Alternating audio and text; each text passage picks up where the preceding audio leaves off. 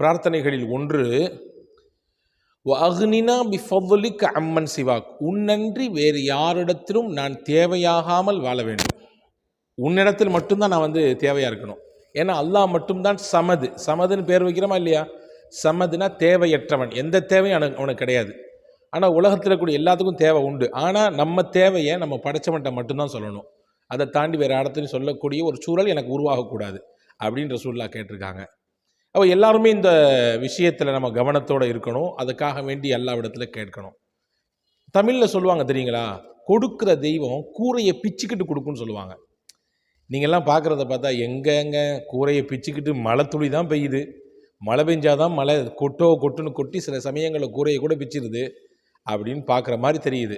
இல்லைங்க, நிச்சயமாக அல்லாஹ் கொடுக்க நாடினால் எப்படியும் தருவான். ஒரு நிகழ்ச்சி, நபிகளின் காலத்திலே நடந்த ஒரு நிகழ்ச்சி.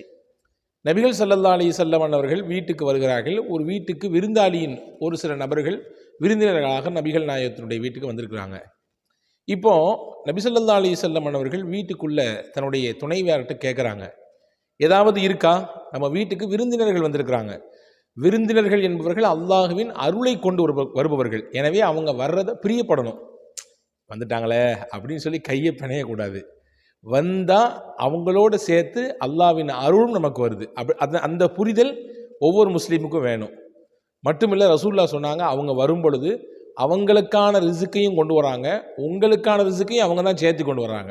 எவ்வளோ அற்புதமான வார்த்தை பாருங்கள்.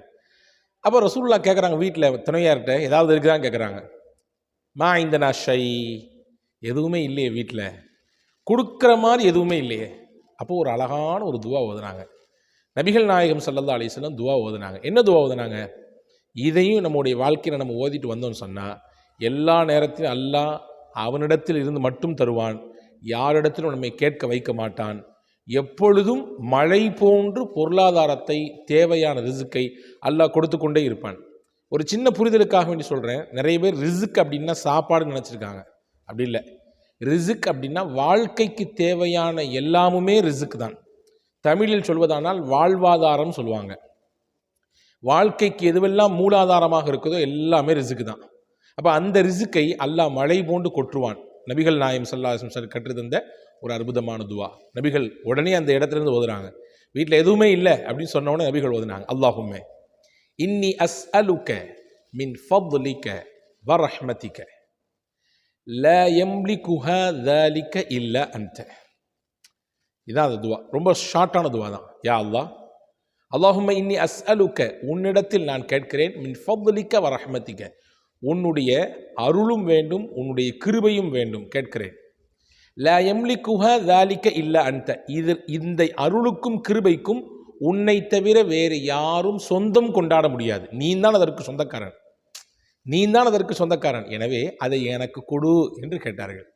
கேட்ட அடுத்த நிமிஷம் வீட்டு வாசல் தட்டப்படுது. நபி ஸல்லல்லாஹு அலைஹி வஸல்லம் வீட்டு வாசல் போய் திறக்கிறாங்க.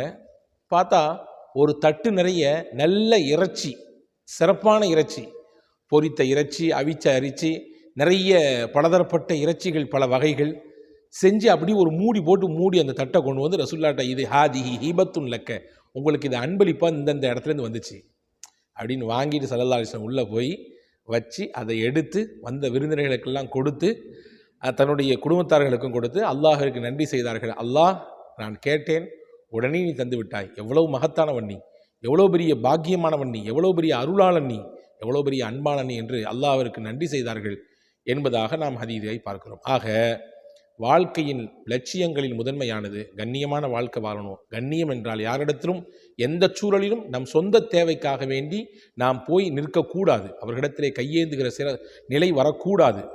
அந்த கண்ணியமான வாழ்க்கையை பெறுவதற்கும் மழை போன்று ரிசுக் நம்மை வந்தடைவதற்கும் கொட்டென்று கொட்டுவதற்கும் நாம் மேலே சொன்ன அந்த துவாவை கவனத்தில் கொள்ளுங்கள்.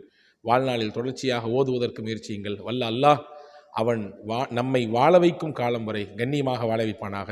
தன் அருள்மறையில் நம் யாவரையும் நினைய வைப்பானாக. வஸ்ஸலாம். அஸ்ஸலாமு அலைக்கும் வரஹ்மத்துல்லாஹி வபரகாத்துஹு.